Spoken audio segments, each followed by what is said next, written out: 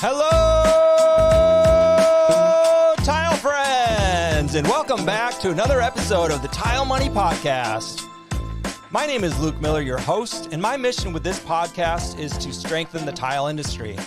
We're doing this every week with our business discussions with contractors, and the education is designed for fellow contractors by contractors. This platform is assisting contractors around the world to build sustainable, profitable businesses. The result is a stronger industry from the installer up.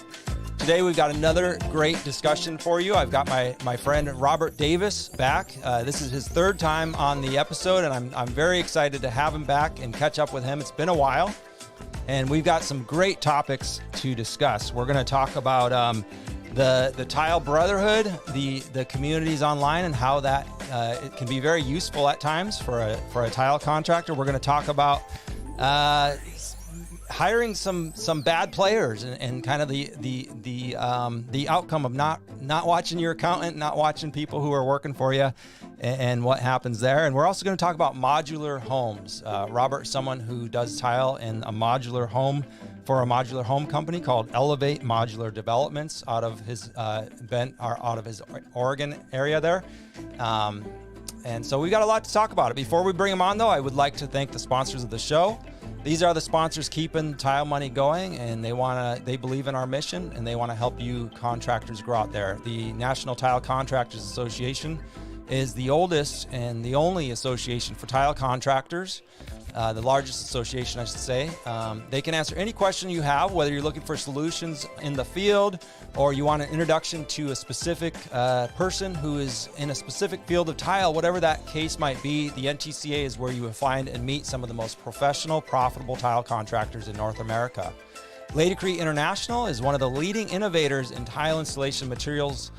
They are literally credited with inventing thinset and winning the World Trade Center contract for providing that lightweight solution to build the world's tallest buildings at the time.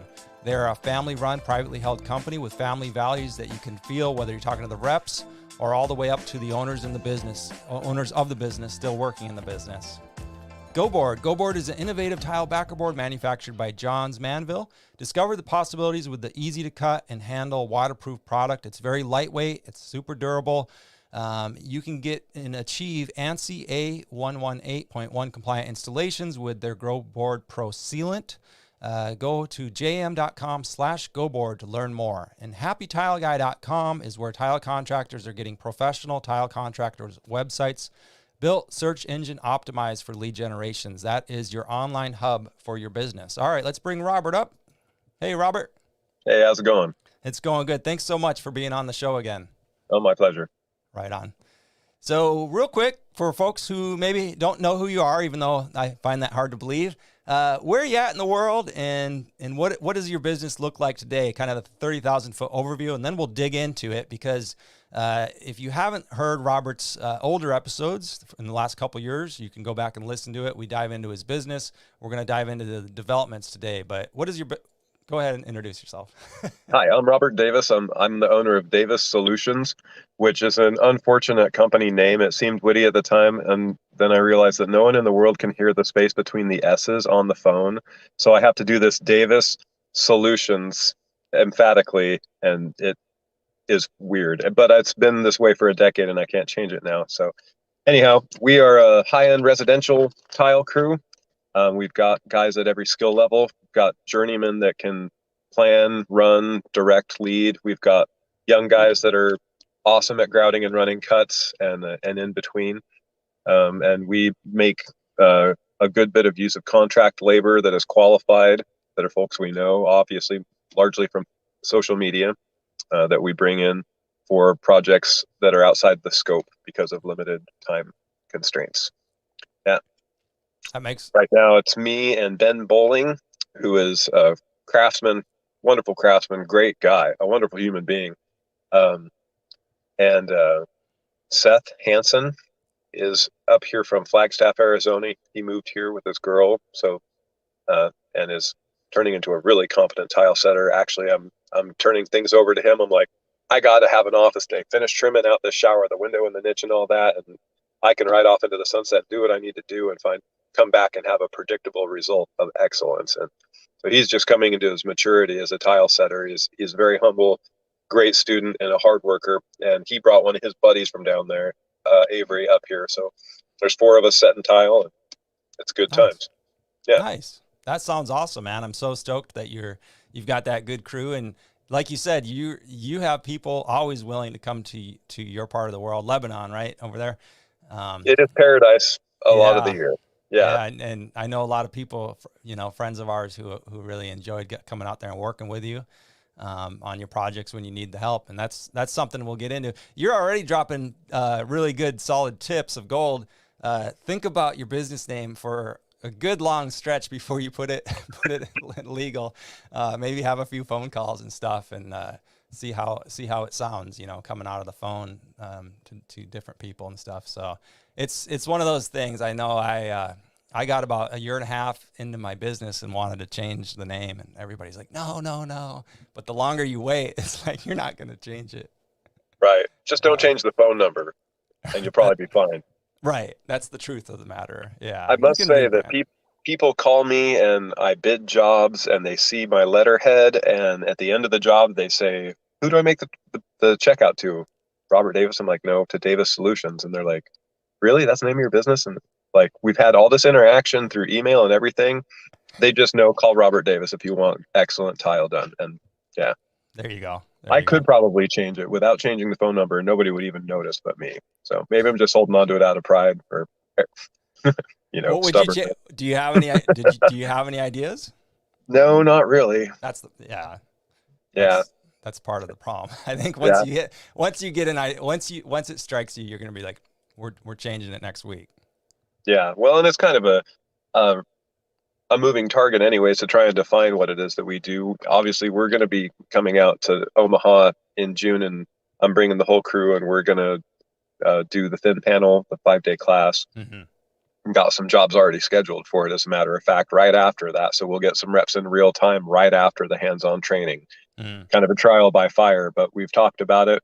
Do we want to do this? Is everybody on board? Kind of a long-term-ish commitment so we're gonna do it. It's gonna be fun.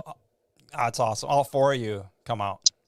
I'm trying to get the ramrod from Elevate Modular, Curtis Don, who is not really a tile setter anymore, but he's one of the most competent people to ever pick up a hammer or a trowel.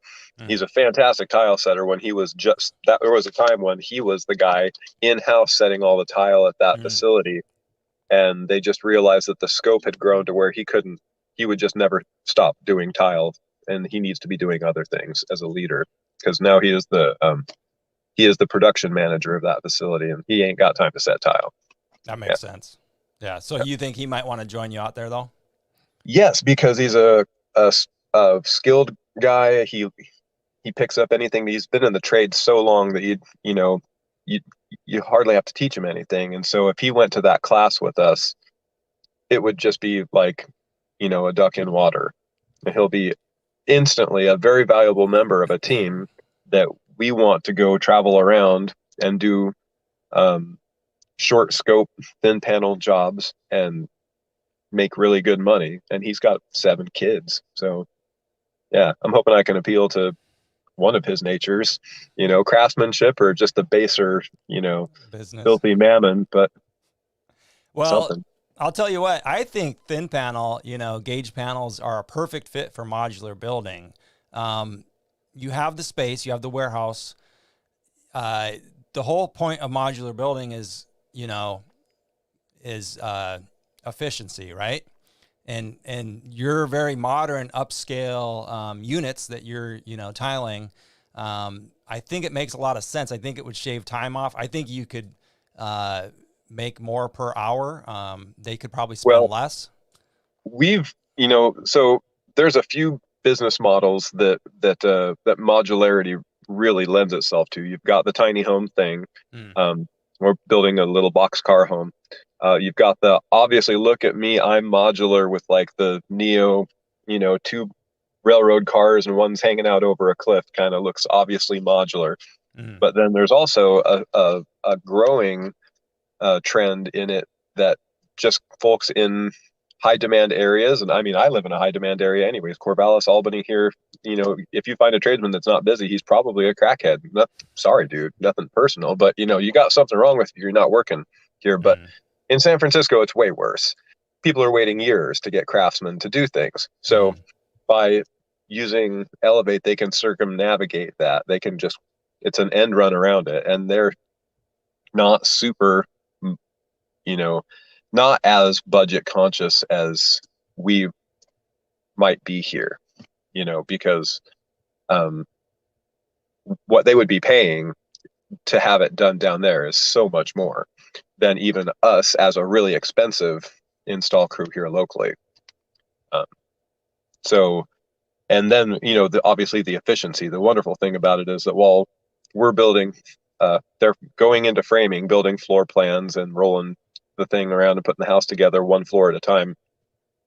While that's happening, then the concrete is getting put in, all of the infrastructure, utilities, driveway, all that stuff is happening in real time down there. So now your 1 year, you know, your 40 to 50 week home build for a 5,000 square foot custom home can happen in 20 weeks because all these things are happening simultaneously. So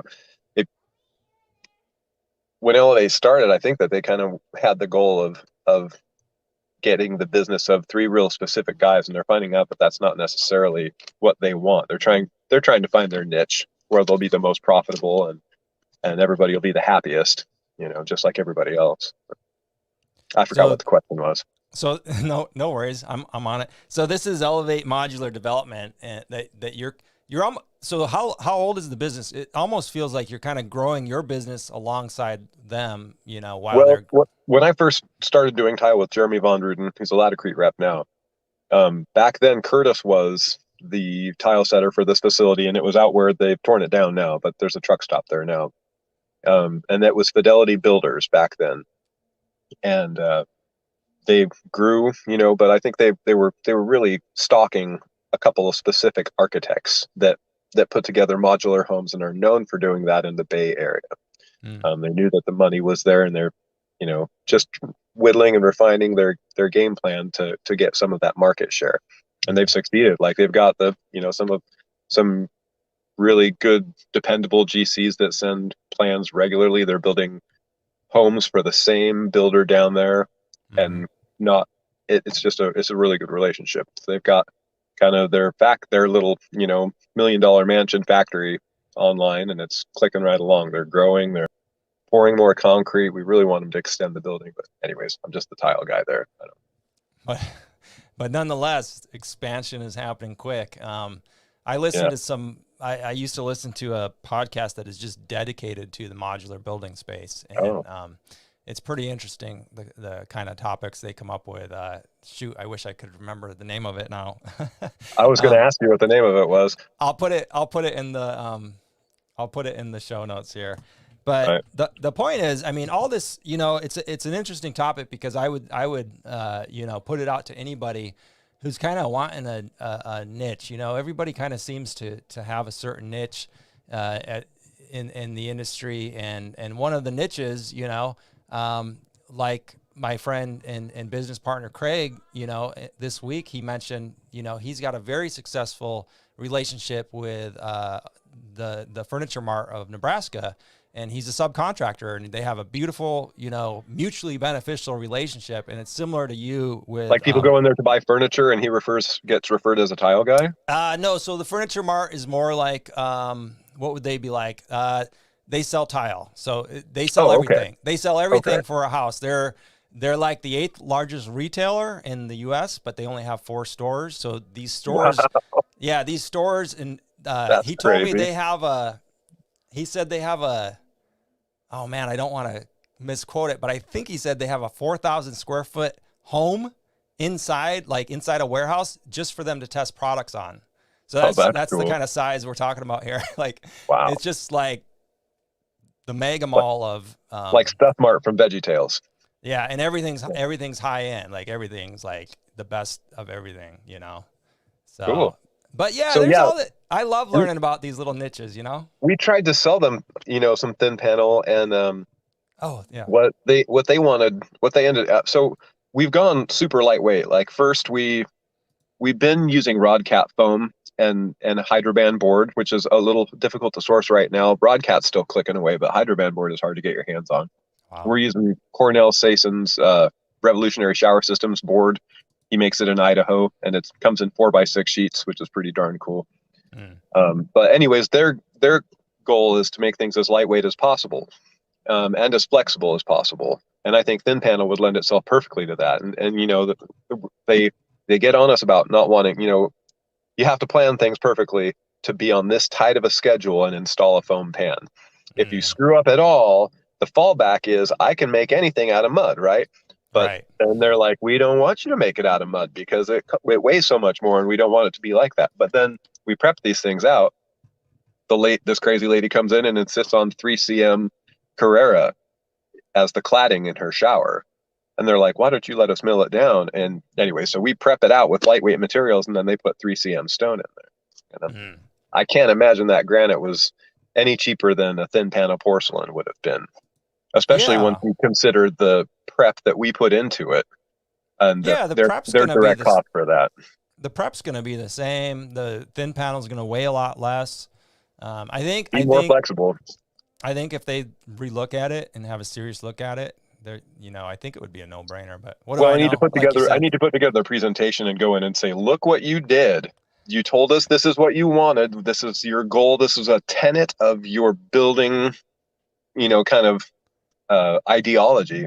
And then you let them do ridiculous things like this. At least give us a chance to do a couple of thin panel, because I know people are asking. I get the phone rings for it all the time. Yeah, it's a cow that needs milked. So that's cool. Yeah, that's what I'm hearing. I mean, that's exactly why Tile Nation is focused on the thin panel training right now, the gauge panel training. I'm really looking forward to it. My kids want to go to Yellowstone, so you're gonna drive. I'm probably gonna fly out to you, and we're on the fence. We're either gonna fly to Mud or drive to Mud and go to Yellowstone right after, which might make more sense because of the location. A lot closer. That's a lot closer. Yeah, so that might be what happens. I know all the rest of the guys aren't going to want to fly or drive all the way. They're like, yeah, we're going to a 5-day class. We're not turning it into a 10-day road trip. Right. Miserable. Yeah, that makes sense. Yeah, that'll be fun. That'll be good to have you there. I'm looking forward to it. So what other developments in your company since the last time we spoke? I mean, obviously you're growing in labor. Are you still flying people in from time to time? Well, you know, during the last episode, I think we talked about the first time that Fidelity asked me to upscale on the fly to accomplish a very large scope of work. I think 4 or 5 bathrooms and, you know, 1,000 square feet of flooring. One of which was like a 600 square foot herringbone plank. My crew in the state that it was in couldn't do it, and they just told us that the resources are there, get it done, fly them in, pay for the tickets, pay for the house, pay for going to Costco and getting beer and Red Bulls for everybody, and a rental car, whatever it takes. We don't care. We just have to do this. This is what we promise. And so it went off without a hitch. It was wonderful. Matt Taylor, Adam Kofer, James Richcoos came. We, Brian Stevens came over. We had a great time. We set a lot of tile at a very high level. But it's really difficult now because those guys are just killing it at home. Why would you fly up here and work for me when you're killing it at home? So, I get that entirely, but it's difficult to duplicate that phenomenon. So, right. But Dayton Morton has his own kind of thing going on out there in Ogden, Utah. He's working with Mark Christensen some, and he's been coming out here and staying and setting tile. And actually, when I got COVID, he was really critical in helping us get out from under the schedule hole, because I just stopped everything, for 10 days. I was just in bed and didn't plan and didn't do anything. Dayton came and set tile without, a lot of, I don't know. It was no trouble. It was great. He's great to have around. He's a great guy. He's a good tile setter. And so he's coming back for a while. We've got some stuff coming up at Fidelity. Some Kerlite 5mm flooring. So there's so much. It's the entire downstairs of a home. So we've negotiated with them and got them to agree that we get to put all the flooring in before the cabinets, Mm. so that we're not trying to fart around with 4 foot by 4 foot tiles and try and you get between the kitchen cabinets and Yeah. you've got a tile that can't be installed. Right. So yeah, so That's looking forward to that. Yeah, sounds like some working out the details. What advice would you give anybody if there's a contractor out there that's like, man, I would like to hire people off social media, or at least put it out there? Like, how do you even go about that? I mean, any advice you can give someone just trying to think about, because I know a lot of people are hurting right now. And frankly, like you said, there's not a lot of people wanting to move around and do this and that, but every once in a while somebody wants to move. Well, I'm down for them to want to come on vacation. Come to Okay. Oregon and smoke the legal weed and eat mushrooms and have a great time on your own time, but just come set some tile and make some money, right? Yeah. Oregon is Yeah. paradise on earth. It's beautiful. You come out here in April, you think it'll be raining, but if you come out here in May, it's really nice. Yeah. Eat Anyway, enough mushrooms and it's going to be raining all the time. this is true. I'm You're not good. advocating that, by the way. I'm just saying that is what historically has been conveyed to me as one of the reasons that there is appeal for young guys to come out here and set tile and hang out for a couple of weeks and go back. Some of them that have come out here, that was like very obvious. Trevor Simcoe came out here and couldn't care less about all that. He just wanted to go elk hunting. I mean, Mm. people are just motivated, and whatever you're motivated by, Oregon's got it in spades. So Yeah. No, it's great state to be outdoors in. Great state for all kinds of things. The ocean's right there. Vineyards. Oh man, I couldn't believe all the vineyards. vineyards you guys have next to you, and just beautiful land as far as the eye can see. Mountains, rivers, and streams. It's just Desert. Yeah. desert. I mean, yeah, that's the West Coast for you. If someone's listening, and you haven't made it out to the West Coast, you want to take Robert up on his offer there. Make sure to reach out to him. Mostly Well, hang out on Facebook or. so you asked what would be advice for people Yep. looking for that. So if you're in a pinch on your calendar and you need help, what you need to devise is the same way that I attract subcontractors locally here. I tell my guys, ask any of them. You don't buy buckets. I mean, if you stop and buy a bucket, you charge me for it.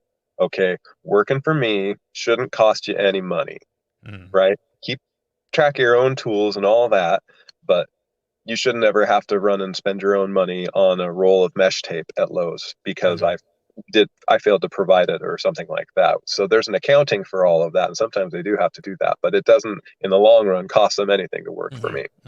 So the way that I've been able to appeal to people is to say, come on out here and I will put you up in a place. I'll rent you a house, whatever. I mean, when all the guys were here, I rented an apartment and they, all crashed in it. When Dayton came out, he was staying. Well, he picked it, not my fault. I was gonna I VRBO'd him the first time, this nice little quaint house with the kitchen and everything. And he was like, I'll take care of it on the way back next time and we'll just square up after. And so he ended up at the Super 8, right? Not far from Fidelity, but it's not in a nice place. It's like right by the freeway underpasses. And one thing that Oregon has in spades besides, natural grandeur is crackheads under overpasses. So like that motel is just hopping all the time. And I don't think he got as much sleep as he wanted. Oh man. So he's going to stay somewhere else when he comes out this time. Yeah. Let Robert pick your accommodation. He knows the local scene. VRBOs are great, man. They're often, I mean, there for a while they were all shut down during COVID, and the homeowners, would just rent you without VRBO being involved in it or whatever. There's a lot of that around here, and that's part of what drives the construction industry too. Is most of these communities have auxiliary dwelling, ADA or ADU, those auxiliary dwelling units. They have, just because of it's happening so much and they don't want it to get out of control, that they've just created code for it.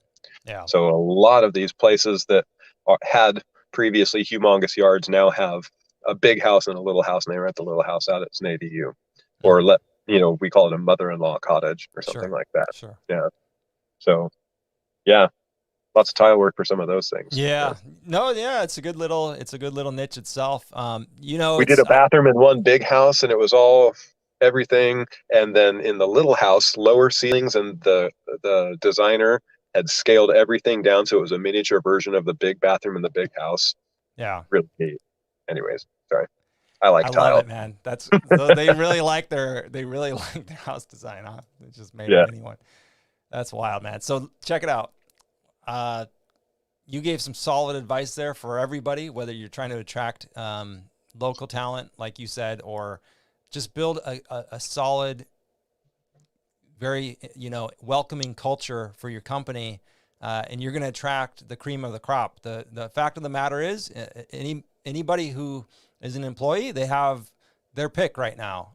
Who do you want to work for? I mean, how 100%. are you as an employer, as a contractor, how are you going to attract them if you're just paying the same rate everybody else is and you look and feel and act the same? You're not going to attract top talent. You're not going to attract the employee who wants to be that kick-ass employee and really does want a long-term career, because those people exist. They're everywhere. It's the same reason you work for Elevate. It's the same reason Craig works and subs for the Furniture Mart. It's easy. The paycheck is consistent. There's all the work in the world. There's room for expansion. An employee feels the same and wants the same thing from a company, like consistent paycheck, treat me right, take care of me. If I work harder, recognize it. Well, and it's also an indicator of how healthy your business is. If you're so busy that you need to get somebody here and you don't have a couple $1,000 laying around to rent them a hotel room for a month, maybe you need to rethink the work that you're doing and the prices that you're charging for it, right? Mm-hmm. Oh, I've got so much work, I can't do it all. Your work should be profitable. If you're losing money on your work or just barely breaking even, throwing another person into that equation to lose money with you at that same rate is just probably, could be a very frustrating thing for both people involved, So I guess it goes both ways, I'm very concerned about this as well, Robert. We've had banging years for the last decade, right? Like just not beautiful years for any contractor. And everybody, talks about their prices and, talks about, but the fact of the matter is, I see some of these guys talking about like $500, like it's going to break them, like a CTI thing or flying out to mud. And they're like, it's too much, join the NTCA, $500. Oh, it's too much. It's too much money. Well, first of all, that's a family living hand to mouth right there. And the problem is, if that's the case for some of y'all listening to this in 2022, and you've been in business 5-10 years, I mean, the young guy, if you're just getting started out, you're just getting started out. I'm not really talking to you, but if you've been in business 10 years and you're still living check to check, you really got to think about what you're doing in 2022, because, recessions You're never happen. going to have an excuse to raise your prices like lumber is up 400%. You tell a homeowner, I'm sorry, that standard shower is $8,000 now. There's nothing I can do about it. I got to pay top talent to live here in paradise, where y'all make it expensive to live with your crazy laws, and everything costs way more than it did before. That's translates to more expensive milk. Your shower costs more. It's just inflation was 7% in 2021, 6.95%. Yeah. If you didn't raise your prices 7%, you are losing money right now. Yeah. And that's just to stay at the same status you were at.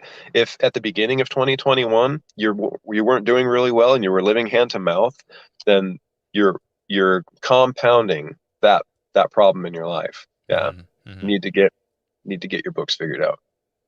Yeah. The fact of the matter is, it takes a lot of money to build a legitimate, sustainable company the right way that really has long-term vision and health.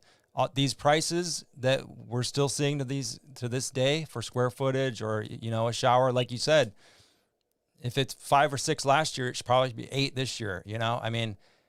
Everything's just ridiculously going up. So it's true, Robert. You speak truth. Before I wanted to touch on something, because we were talking about how the brotherhood, the community really works together. And you mentioned you got COVID. It kind of reminded me of something that happened with one of your modular homes. You couldn't actually finish it on site because of how, sick you were and things of that nature, and the crew probably, being pressed. So they shipped it down to San Francisco, where one of our brethren tiled it. Is that right? A couple, as a matter of fact. And Oh. it's kind of there's a little bit of backstory because they allowed a homeowner to do scope changes on a lot of things on another house that was going on at the same time, and it screwed everything up to where three big houses, like probably 7,500 square feet of floor plan, was in finish at the same time, and it was ridiculous that we had like 3 weeks to do it. It was never going to happen. Um, and so it was like we were in constant reactive mode of just doing the most critical thing on the house that's going out first, kind of thing. Um, Anyways, yeah, we had some puzzle factory showers, like some hex stuff with weird patterns that had to wrap corners, and I had just gotten up off the couch, and Dayton will tell you I was working like 2 or 3 hours. I would drive to work and just be exhausted from driving there, and then I would work a couple hours, and then I would just go home and sleep the rest of the day. My wife would wake me up when she came home with the kids and made dinner. And so we had a whole bunch. We had basically nothing grouted. And we had backsplashes and showers, and a shower that was half set. So Mark Skowronski, who's also an NTCA member, came and grouted all the showers, and Martin Brooks came through and was willing to help out, and sent one of his guys over there and took care of this puzzle factory tub hop that had this multicolored stuff, and it was just a pain in the neck. It probably was taking me longer than it should have because I wasn't on top of my game, but knowing that I knew where they were going anyways. Yeah. Going to San Francisco. Actually, here's a little bit more backstory. So back when Elevate was still Fidelity, we had tried to get them to use Martin as a tile guy down there. Oh, I see. I've known Martin for a long time. Well, a long time to me, probably 7 or 8 years. But when when we made that suggestion, they said, "Great, we need a tile guy down there," because a glass guy had run a screw through a line, and the plumber in fixing the line had demoed a bunch of tile, and then hired his, 3-toothed cousin to go over there and fix it. And it was terrible. It was just, I don't need to go into it. It was an abortion. It's terrible. Wow. This was right when that had happened. So they called Martin and said, "Hey man, Rob, our tile guy up here says you're a good tile guy and we need help on the tile front." And so he went over and looked at it, and like the plumber had sawzalled down through our pebble floor and rod cap pan right at the joint to the wall. Wow. And it was like, how are we going to even waterproof this now? And of course, Martin quite prudently said, "No way, man. This is somebody else's problem, and it's not going to become our problem ever." So they don't, Elevate doesn't know anything about tile, really. They know a thing or two about design, and they've got competent carpenters, but they're just not equipped on the tile end. So they just thought he was being a dick and said, "Well, we don't want to work with that guy anymore."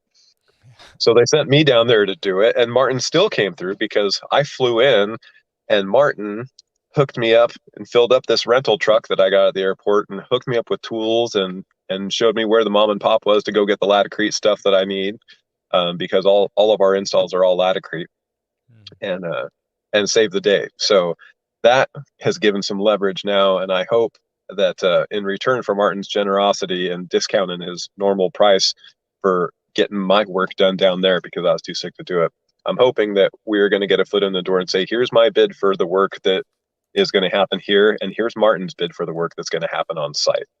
Yeah. They're going to look at that and they're going to say, "Well, we just paid for Robert's time, hotel, rental truck, flight, all of that, and my time at a premium, because I'm flying down there and working during my normal work week and driving all over San Francisco, and I don't know my way around down there." And anyways, it had to have been more expensive than just having Martin freaking do it right in the first place. Yeah. So I'm hoping that that's going to lead to a relationship between them, where if that works out for Martin, where they can, use Martin to know that we're going to get great stuff done to the homes. Like the big herringbone floor that I was telling you about, 600 square feet, there's 2 mod breaks in it. So we're cutting that in and cutting in the underlayment, but then we're picking it up and labeling it and setting it down there for other guys on site to install those 3 courses of tile across each mod break. It's a bummer because the people that run this facility go down there for when they get assembled on site, and they, like we sent Permat and Trilite down with it. Mhm. And he said that the guy there had Versabond and was sticking tile straight to the subfloor with it, Right. Sure. Sure. right next to our beautiful work. It's really been a source of frustration, and I've been like, you guys, Wow. but it's not their decision to make. The people on site down there decide who their tile guy is. Yeah. So I'm hoping we can do an end run and muscle our way into it and get good tile work done. It's just a Yeah. From shame. the Yeah. start to the finish. Yeah. That doesn't make sense. That's So crazy. anyways, shout out Martin Brooks. Saved my bacon a couple of times. Great guy. One of the best people in the world to have a meal with. If you get a chance, have dinner with Martin Brooks. You won't regret it. So You thanks, Martin. know, yeah, I agree. Martin's been on the podcast multiple times. He was an early fan, an early encourager. He was on, probably the first 2 dozen, one of the first 2 dozen, 3 dozen episodes, that we ever did. And he gives his phone number out on this podcast. He's the president of the NTCA. He really does want young and whoever, old, young, it doesn't matter. If you have a question about tile or the NTCA, it would be Martin Brooks to call. I mean, he has a company of, I think, 8 or 9 employees. He's a smaller, niche, very custom contractor in the San Francisco area. I mean, the fact of the matter is, if you're out there and you're struggling with your business, I would call Martin. If you're struggling with a product or just, kind of curious about something, want to learn more. He's won so many awards over the years, his work and his crew's work. He keeps, his crew busy all year long, and he's very successful at it. He kept them all employed through the recession. Most of his team has Cool. been with him for quite a long time, decades in some cases. So he's a great guy, a great asset for the tile contractor community. I'll be interviewing him at Tice. I'll see you in Tice, right, Robert? In a few Yeah, I'll days? be there. Nice. Yeah, Lindsay and I are both coming. We're gonna fly up the first, so we'll be at the House of Blues, and then we're going home on Thursday. Yeah. Couple days in Vegas is all I can stand, man. I hate going home smelling like that crap they spray on the cigarette. It's not just cigarettes, like cigarettes and ozone or something. I don't know. In the Oh. casino, Oh yeah, it ain't natural. It's something. it's it's something weird. Yeah. Yeah. Yeah. You mentioned do you just use Laticrete? Whenever possible, of course, at the moment we're using foam board from another source just because we have to keep building showers, and I can't build showers. I mean, I build Yeah. showers with sand and cement and lime, but the guys will be like, "You want us to mud every shower? Are you out of your mind?" We've Yeah. had it pretty easy for a long time. Yeah, Laticrete's a wonderful business partner of ours. They're a great support. They, Paul Luttrell, our local rep, also a wonderful person. Very generous of his time and always willing to take a phone call, and will send me to the right person if I have an issue. We've come up with some goofy things. Oh, hey, we want to heat one big room, but it needs to have a mod break in it. How do we do that? Mhm. Only want one thermostat. So, Hmm. so he got me in touch with Rick Carino, and we're drawing things and shooting them back and forth and figuring out how to specify this and maintain warranty. So, Laticrete actually sent Samantha Rothberg out, and they toured the facility, and we talked about warranty and how to keep everything, top shelf for the Yeah. clients. And so we want to do that as much as is practicable. When you're up against it, you're up against it. This is really But the yeah, value of having that partnership, that relationship with your rep, with the company, them knowing you. They will go the extra mile to help you solve your problems. We're business owners, okay? We solve problems. This is what we do. We build things for people who want it for one reason or another. Somebody has a really weird request. That type of person usually, has money to pay for it, and they'll appreciate you solving their problem. And that's the power of that relationship. That's just one of the things. It's interesting because everybody, does things a little bit different. And most, I mean, obviously right now you have to work with what you can get, but it's interesting to see why different contractors choose, different materials or, different strategies of, those, getting those materials, why, the reasons why, right? Those are all these interesting questions. So thank you for expanding on that. One of the other things I really wanted to talk to you about today was the importance of business credit, because a lot of people don't realize businesses have credit just like you have a credit score. And you learned this out kind of the hard way. Unfortunately, I shouldn't laugh, but it's just one of those things. No, it's funny. It's all right. It's okay. So what happened? Talk Well, us through the accident and what happened. leading up to Christmas of 2021, well, it was right around Thanksgiving anyways. I thought that I was in a very good place. I mean, and financially we're fine. We have money in the bank and investments and all that kind of stuff. But I thought that the business side of I had hired an accountant that was supposed to be creating P&Ls and balance sheets and all that. And they keep everything organized throughout the year. And at the end of the year, she sends it to the tax accountant. And now the tax accountant charges me like a third of what she did the year before when I brought her a 5-gallon bucket full of receipts, right? Because she doesn't have to mess around with all that crap. It's all reconciled. Sure. So this lady had not been doing it. So I hit a deer going 65 in my install van. And all of a sudden, like, a lot of facets of my life came to a screeching halt. I need a van to work, or a truck or something like that. Geico quickly got me into a rental truck. They were very helpful with that. But I ended up needing to go van shopping, with some degree of urgency. And I don't know if you know, but right now ain't a great time to be looking for a work van. Right. We could talk a little bit about that actually too, because there's a little bit of workaround to that I learned about. But so I went to, I just signed things for the accountant all the time. And I've been paying the lady for a couple of years. So I go van shopping. They're like, yeah, who do you want to finance through? I said, oh, my, I guess my credit union or Bank of America, the two places that I keep, that I have banking relationships with. Both of those wanted a balance sheet Yeah. or a P&L or 2020's taxes. And you didn't have any of it. I didn't have any of it. No. And I had, 15, maybe stretch it. I had like 20 grand, that I could free up and put it down on a van. But this van that I'm sitting in right now, MSRP is $36K. I paid $45 for it. And there was a line of guys around the block that were willing to pay the $45 for it. So, I'm just burnt. There's nothing I could do. I had to get a cosigner because even though my credit score is 780 and I run $500,000 through Bank of America last year running my business, they were like, well, your business has never financed anything. Right. They're like, what? How did you finance the van that you wrecked? And I said, well, I took out a personal loan it was only, I had money down. I only financed like $5,000 and it was just a personal loan through the credit union. Mm-hmm. And they're like, well, your business doesn't have any credit. I'm like, call Daltile.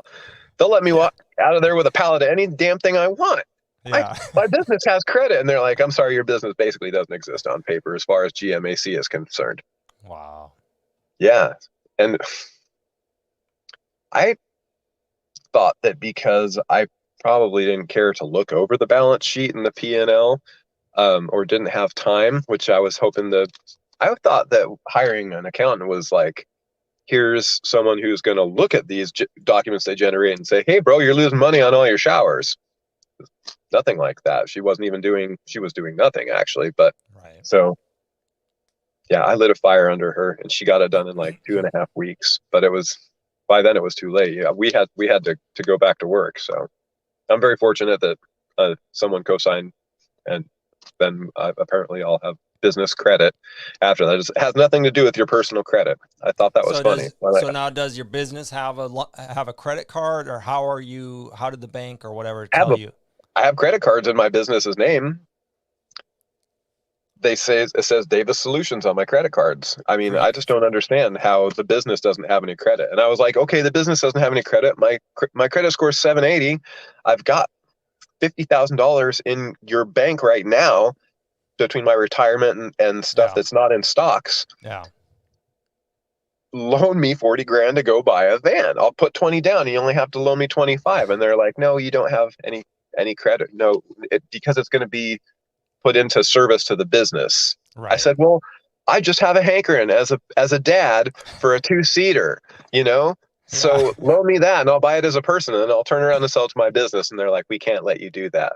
It was, I was amazed. I thought that being a reasonably successful business owner, that my problems with things like that were over. And I mean, in the grand scheme of what my business turns over every year, $45,000 for a van is kind of a pittance, you know? Mm. But it's a major roadblock when you don't have it. And I just didn't want to pull everything out of everything that we have set aside from the last 10 years of working and spend it all on a van. Yeah. So, So but if I you got listen to gap covered. this, moral of the story, work on your business credit. There's a lot, just Google it. There's a lot of information out there. I'm surprised the business credit cards didn't help, but I guess that shows what I know. I know I've it's been a long time since I looked into this subject, and I guess I need a refresher. Maybe I'll put a link if I find something good to read for you. Yeah, there's probably a less traumatic way to build that business credit and get it, you know. I thought that having a gas card and paying the gas card every month was like the best way to get credit. Well, that turns out that raises your personal credit just fine, but it doesn't do anything for your business. Sure, sure. So live and learn. You know, and the other thing about the accountant, I learned this, and I still am impressed with Adam Kofer. Yeah. Every week, every Saturday, he meets with his accountant, or maybe every other, but on a regular basis, a couple times a month. And he goes over the books with her so that, because you're right, like most of us hire an accountant, we figure they know their business. They're going to call us if they see a problem. Well, the fact of the matter is, they're not going to call you if they see a problem. They're just going to assume that you're in charge of, I mean, you're at the end of the day, it's your responsibility to make a profit. So what Adam does is he's like, make me understand, show me. And he's been doing it long enough. He's probably almost an accountant himself, but he's like, show me how you're reading these books. Show me what these numbers are. Show me, like, we got to break it down. So they literally work together hand in hand for an hour a week or every other week, I forget. And That's do really this. cool. Yeah, and I don't know if that's still his routine, but when I was in San Luis Obispo, living close to him in Paso Robles there, that was his routine. Well, I realize now that it's naive, but I have friends, Hot Tub Tommy, Hot Belt, his accountant told him, hey man, you're going to write this huge tax check. Go buy a car or something for your business and get it wrapped as a little quote car. And then you got a smart car that you could depreciate and all that.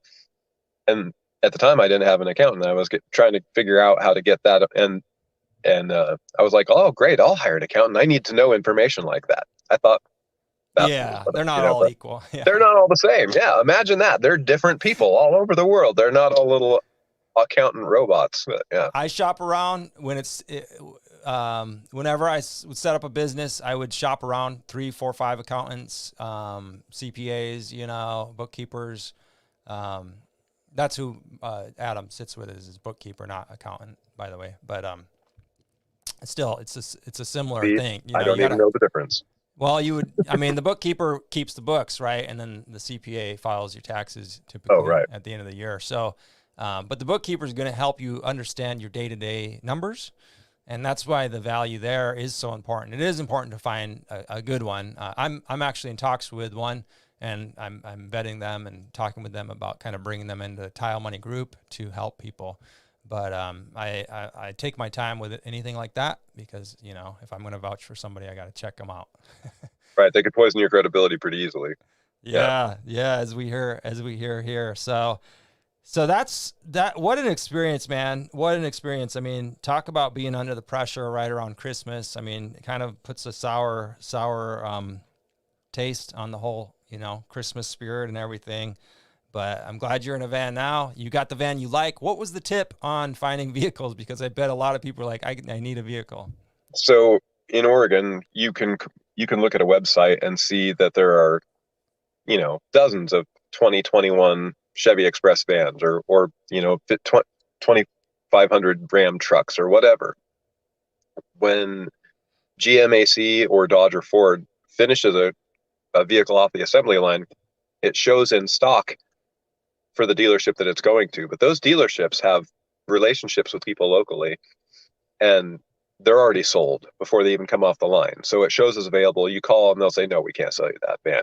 I got probably 30 returned phone calls of just dealerships saying, "Hey, thanks, man. Sorry, we can't sell you that van. We got somebody else locally here that's waiting." So, but those are dealerships like the one local premising here in Lebanon where I live. Those are like silver tier. So I found out that dealerships are tiered: silver, gold, platinum, diamond, whatever, and diamond being the highest. So on the West Coast, north of like Sacramento, there's only one diamond tier dealership, and they get 3 new vans a week. And so they've got their local need met, and they'll sell them to people that are looking from out of state. So I rented a 5.0 Mustang, because why not, and drove it to Seattle. Federal Way, Washington, Jet Chevrolet is the only diamond tier dealership in the Northwest. And I called the guy. He called back and said, "Hey, man, I don't have a van I can sell you right now, but I'll have one within a couple of weeks. I'm sure one will show up." And I thought that he was just being fanciful because he's a car salesman. Sure. And literally a dozen people had told me, "Hey, you never know, a van might show up here. We don't always know when they're coming from Chevy." Right. So I just didn't even think about that. And then 2 weeks later, he called and was like, "I got your van sitting right here." And I was like, "What? Really?" And that was when I had to, find somebody to co-sign so that I could buy a van for my business.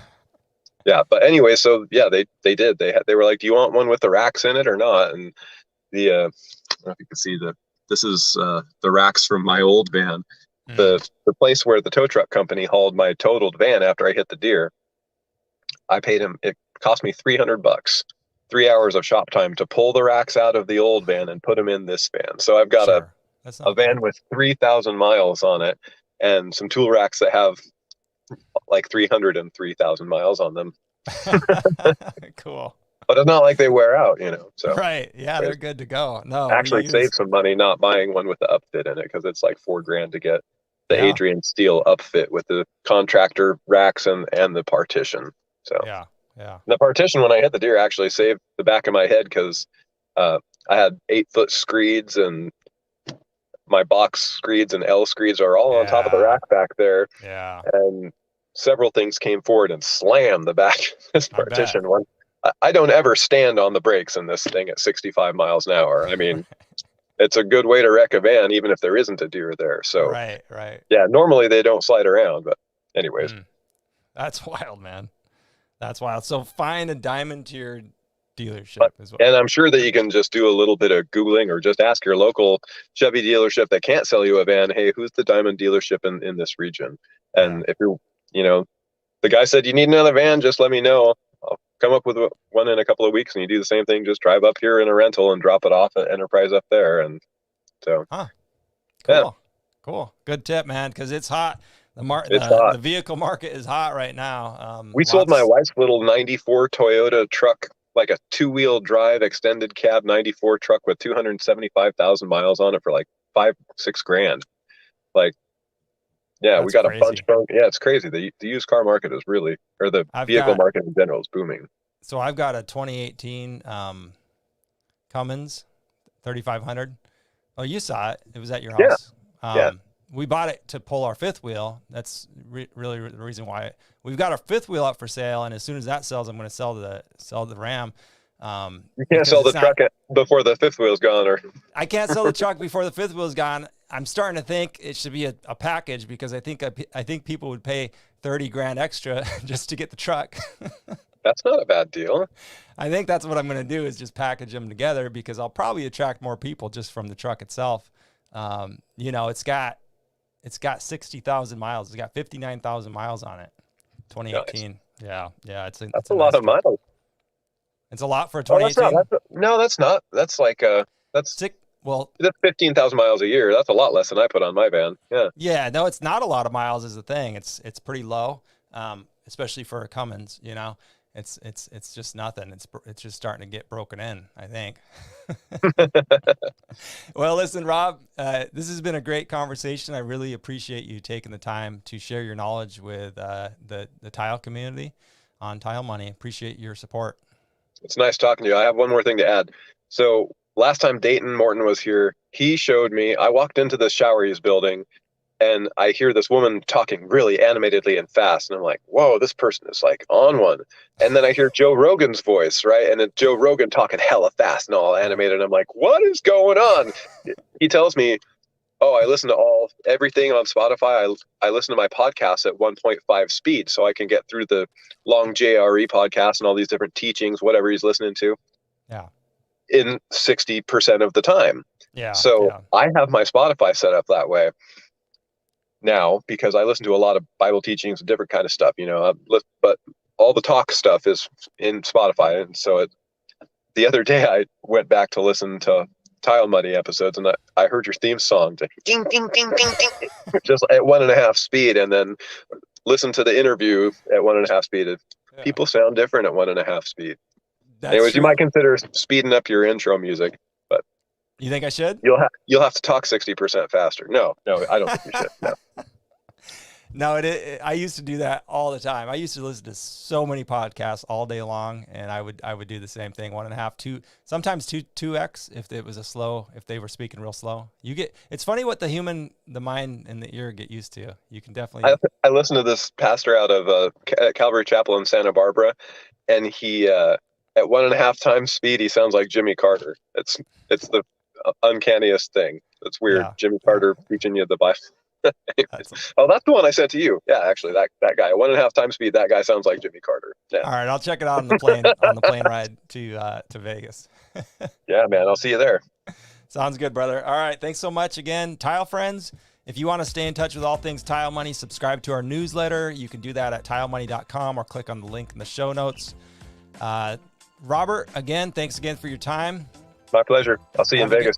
Have a good evening. Have a good weekend. Tile Friends, stay positive out there. Keep your head up. And by all means, please stay profitable, Tile Friends. And we'll talk to you next week. Have a good one.